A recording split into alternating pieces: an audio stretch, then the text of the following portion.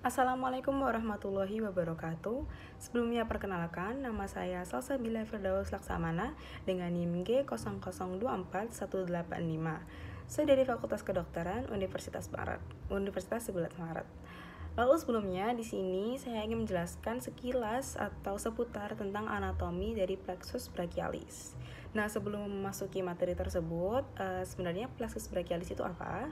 Nah, plexus brachialis ini ialah salah satu jaringan saraf yang dimana dia berasal dari rami anterior saraf spinal yang terdiri atas C5 hingga T1.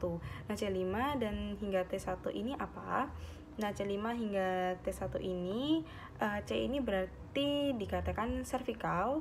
Jadi ada cervical 5, cervical 6, cervical 7 dan sebagainya. Lalu untuk T1 ialah thoracic, yaitu thoracic 1.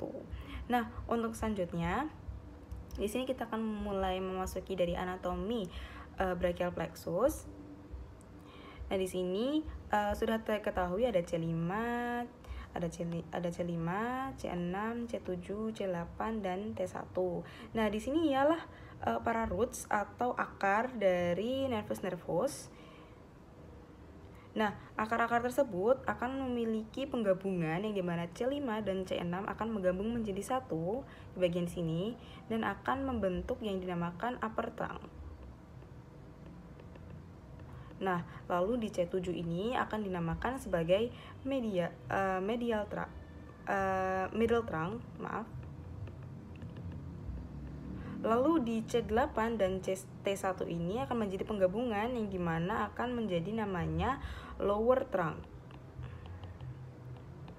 Nah, trunk ini, para cabang dari trunk ini kemudian akan membelah menjadi dua, yang dimana upper trunk akan membelah dua yang dinamakan anterior division, lalu middle trunk akan bercabang menjadi dua menjadi posterior division, dan juga lower trunk akan bercabang menjadi dua pula menjadi anterior division juga.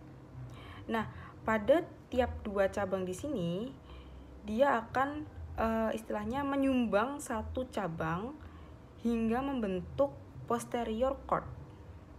Jadi posterior cord ini terdiri atas satu dari cabang division dari tiap trunk sebelumnya sudah terpecah menjadi dua cabang yang membentuk posterior cord.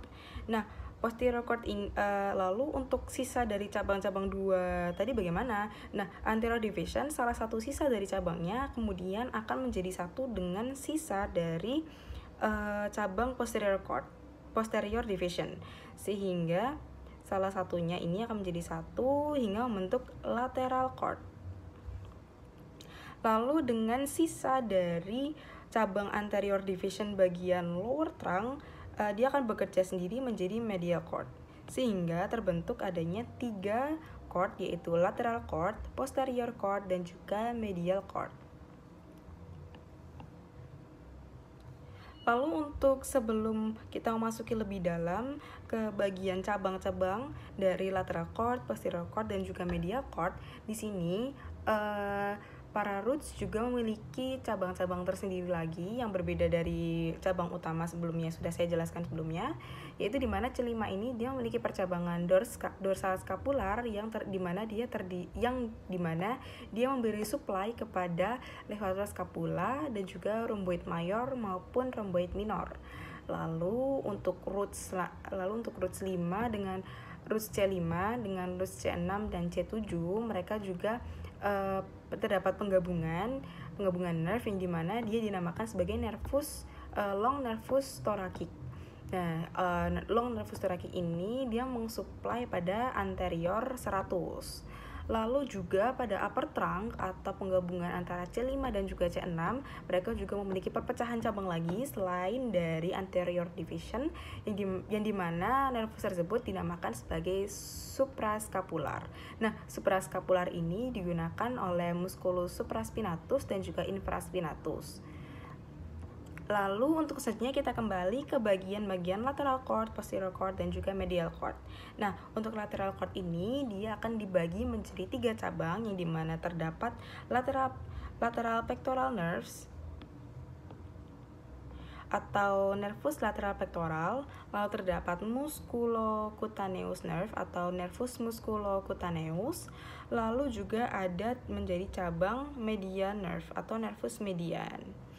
Nah, untuk selanjutnya ke posterior cord, yang dimana dia terdiri atas 5 cabang, yaitu pertama ada upper subscapular nerve, yang dimana dia nanti akan bertempatan pada subscapular muscle atau otot subscapular. Nah, untuk tempatnya ada di sini, upper subscapular nerve. Dia akan menjadi pada bagian otot subscapular. Lalu cabang selanjutnya ada lower subscapular nerve atau nervus lower subscapular, di mana dia akan bertepatan pada sama di subscapular, namun juga dia bertepat pada di teres mayor. Lalu selanjutnya ada thoracodorsal nerve atau nervus thoracodorsal, yang dimana dia akan bertepatan di pada otot latissimus dorsi muscle atau otot latissimus dorsi.